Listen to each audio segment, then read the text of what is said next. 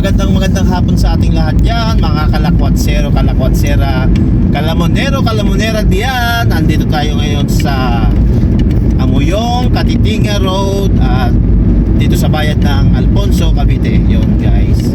So guys, papunta tayo ngayon ng Kapean na ba? Kapean. Sorry guys, medyo hindi ko na memorize yung pupuntahan namin. Pero guys, yun yung guys na based dun sa research namin, masarap mag-coffee.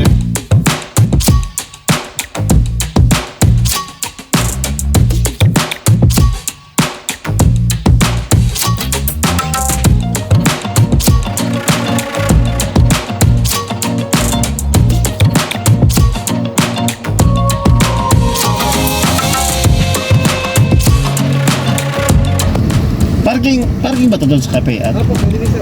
Sige. Thank you.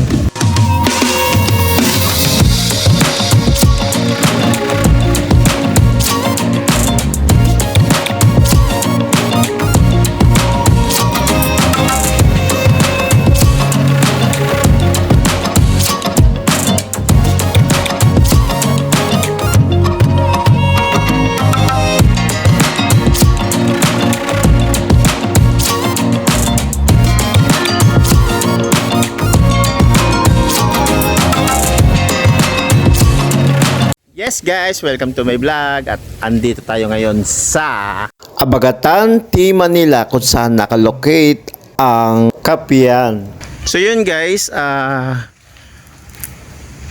bago tayo mag-coffee dito sa Kapean, dito muna tayo maggala-gala sa libutin muna natin yung ang tawag dito Abagatan, T. Manila Hotel and Event Place. So yun.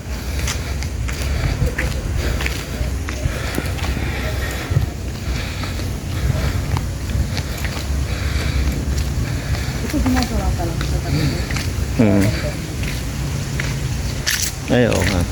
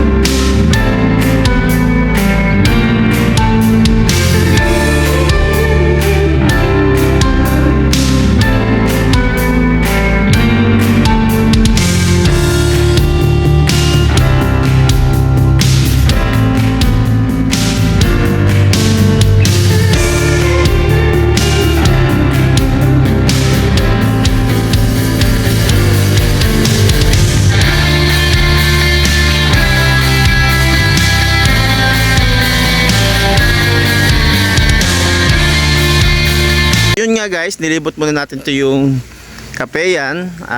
Dito ang aplikasyon din, Kapean. Kapean. Kasi Kap, tapos apostrophe, di ba? EA. Okay, Kapean. Sige, yun na lang. Basta bahala na. Basta magko-copy kami. Yun guys, ang ganda ng bahay. Oh. So yun guys, hindi ko lang alam kung parte talaga ito ng Kapean o siguro magkaka-share sila kasi ang pangalan dito guys ay Ito yung meron siyang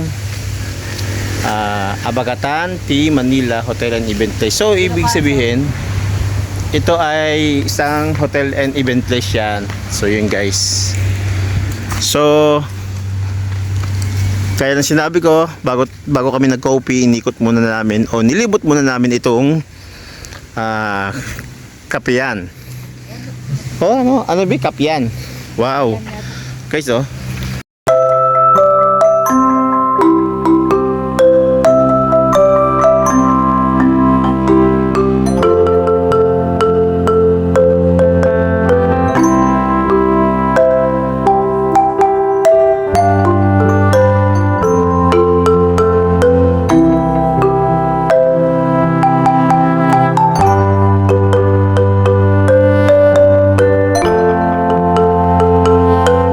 Anong pagbigkas nito? Kapyan?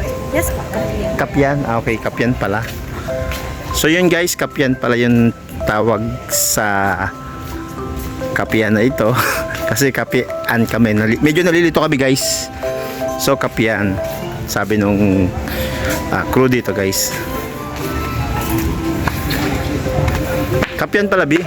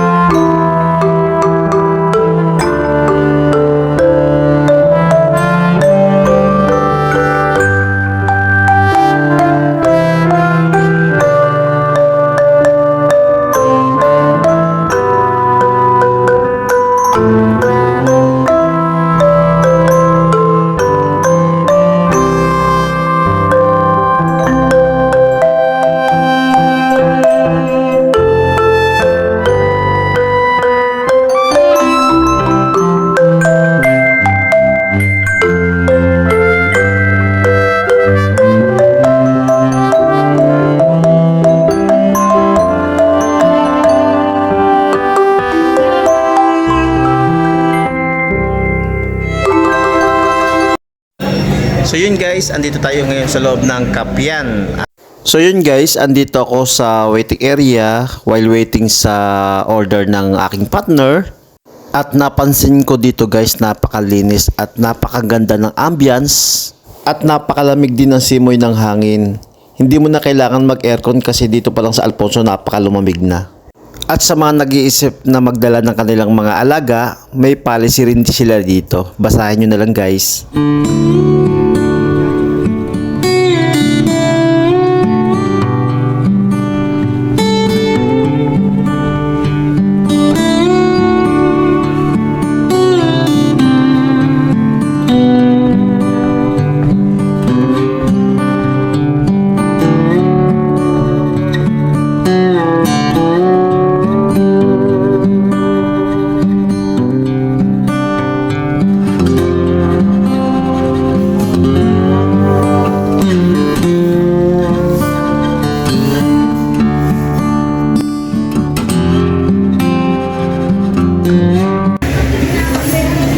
Yes guys, andito na tayo ngayon sa loob ng kapyan dito sa Abagatan, T. Manila. So, sa loob pala siya ng Abagatan, T. Manila guys.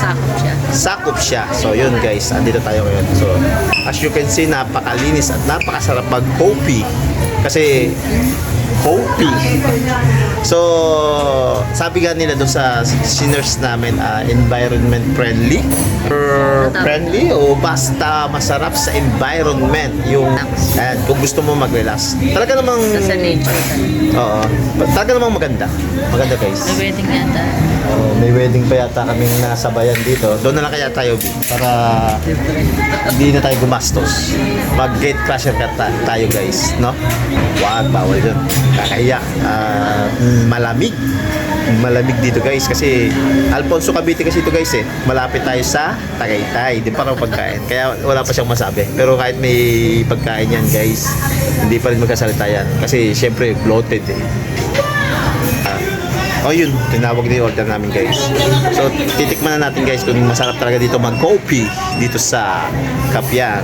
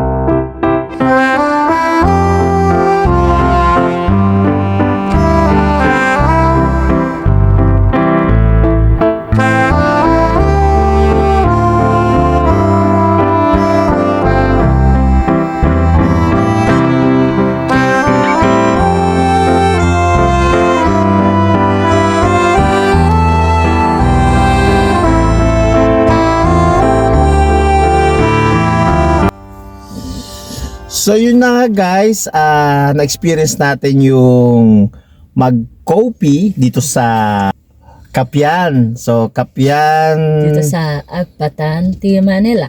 So yun nga guys, na-experience natin yung mag-coffee dito sa Kapian. Wala naman siyang duktong na coffee shop. So same pa rin naman doon sa mga ilang coffee shop na masasarap din yung mga coffee. And then dito nga sa Kapian is ang different lang sa iba, medyo dito maganda ang ambience niya, medyo malamig. Ang simoy ng hangin, hindi lang dahil magpapasko guys, talagang malamig dito sa Alfonso Cavite kasi katabing ano lang nila yung Tagaytay guys medyo mataas din tong pwesto ng Kapian dito sa Alfonso Cavite. So yun nga guys, based on my experience, nulit ko ulit. So ano masasabi mo, Bi? Okay lang. Typical na normal lang. Okay lang. Okay lang. So typical na normal lang. Ano yun? Hindi ko maintindihan. Nasaan nasa gitna lang. Hindi masarap, hindi rin pangit. Yung mga ganon. Pero masarap Pero huwag mo naman bibingka sabihin nila hindi dito. masarap kasi masarap, di ba? Sakto lang. Sakto. Oo, hindi masarap. Nasa gitna, masarap. Pwedeng hindi masarap, masarap ano. So yun guys, till my next vlog.